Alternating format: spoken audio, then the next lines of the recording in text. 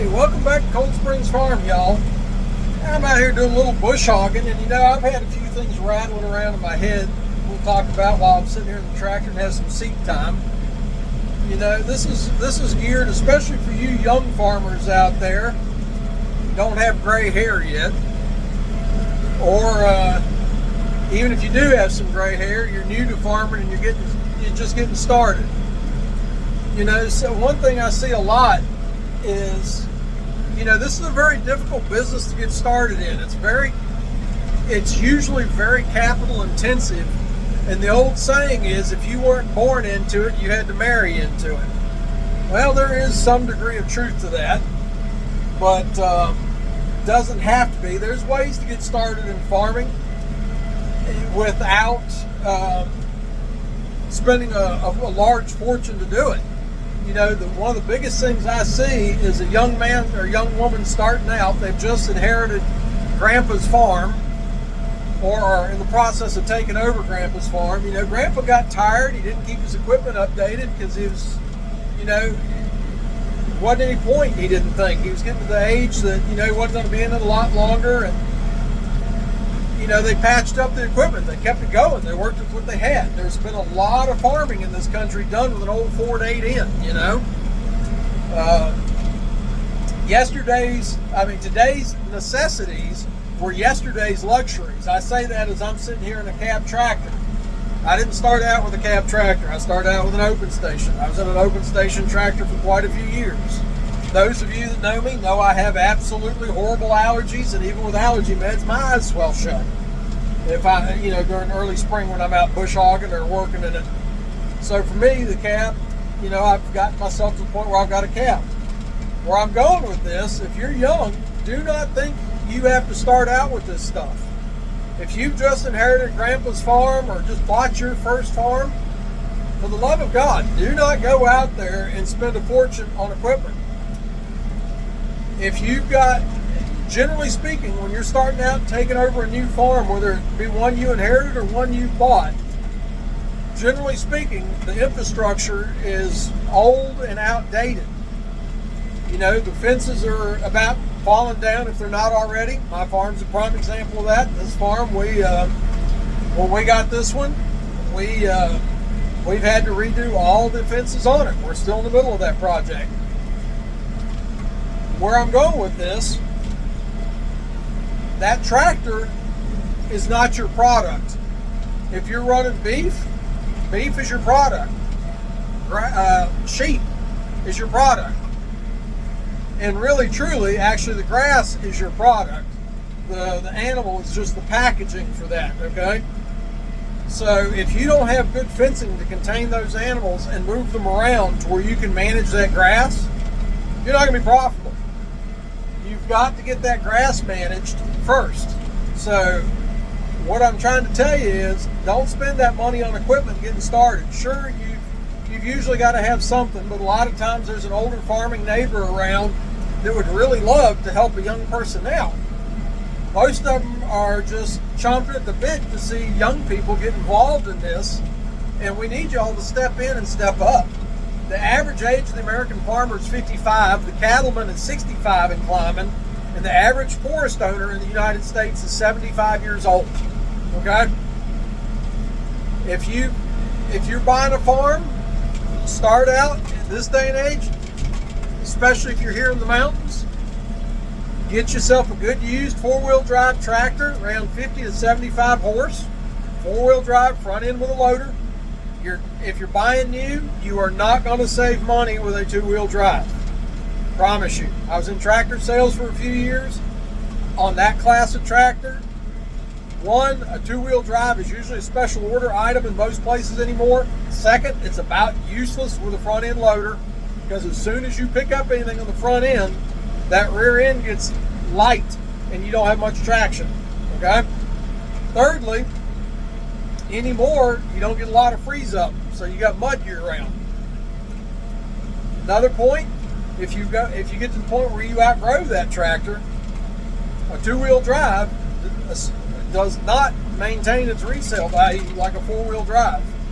Okay? Just doesn't. But good open station tractor, 50 to 75 horsepower, four-wheel drive with a loader. Now I'm going to tell you the next thing you want on that is third function hydraulics on that loader where you can run a root rake grapple on the front. That will be worth more to you than any other piece of equipment you've got. You will use that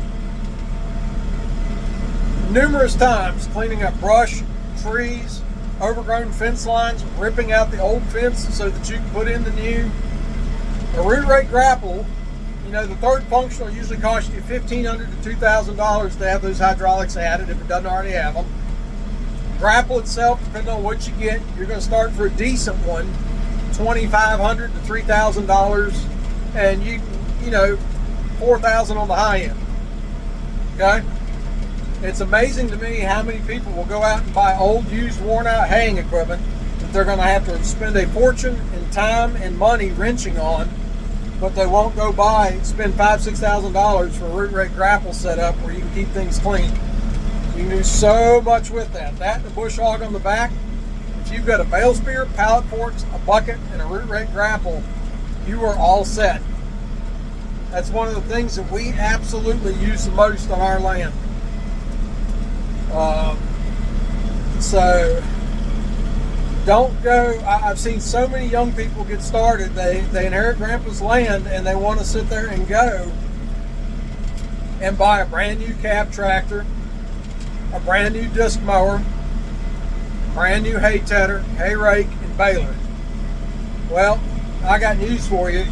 You're somewhere in the neighborhood, depending on what all you get, you're going to be crowding $150,000, $200,000 is where you're going to be. Okay? That's a lot of money. Where would that be if you spent that money on fence and water so that you can move your livestock around? Okay? Do not go borrow money against your land to go buy equipment. If you've inherited that land free and clear, you keep that land free and clear. If you've had to work your butt off and come up with that money yourself and you've paid for that land, do not go borrow money against that land. Keep that land free and clear. Put your money, get your fences right, get your water systems right, and don't borrow money for your cattle. Custom graze. Say, well, Ryan, I don't have money for cows. That's all right. There's always somebody out there that is looking for some place to graze some animals. Learn what custom grazing is, figure that out, and you can start. That's one way to potentially start building a herd. I've done that. Works very well. I have a mix now of animals that I own and animals that we custom graze. I always run a mixture of that because it allows me to be more flexible in my stocking rate for the seasons and the conditions. So even though I'm established, I still do the same thing. I still put my money where my mouth is on that. But those are just some thoughts I've had rattling around in my head. You know, do you want a farm for a living, or do you want the toys? The two are not the same thing. And 9 out of 10 years, you can buy hay cheaper than you can make it. Everybody loves to put up hay. I enjoy putting up hay. If I get a wild hair that I want to go put up hay, I've got enough friends that I can pick up the phone, call somebody and say, hey, Tony, you need somebody to come out there and run a baler for a little bit. You need somebody to cut, you need somebody to rake. They're always looking for help. If you want to do that, that's fine. There's nothing wrong with it. Go get in the tractor and help one of them. Especially if you've never done it before. Don't go buy the equipment. Just jump into that. It'll financially break you. It's expensive. My wife and I used to put up over 200 acres of hay a year with just the two of us. We didn't have any other help. And we had all small fields that were scattered all over the place. It did not make any sense. We ran ourselves to death trying to make hay. And about the time you'd get the land built back up and looking good, it never failed. Their 10th cousin, 4 times removed, would like to mow that field for hay or something, and you were out of there and somebody else was on it. So we buy all our hay. Just a thought. Anyway, good afternoon, y'all. See ya.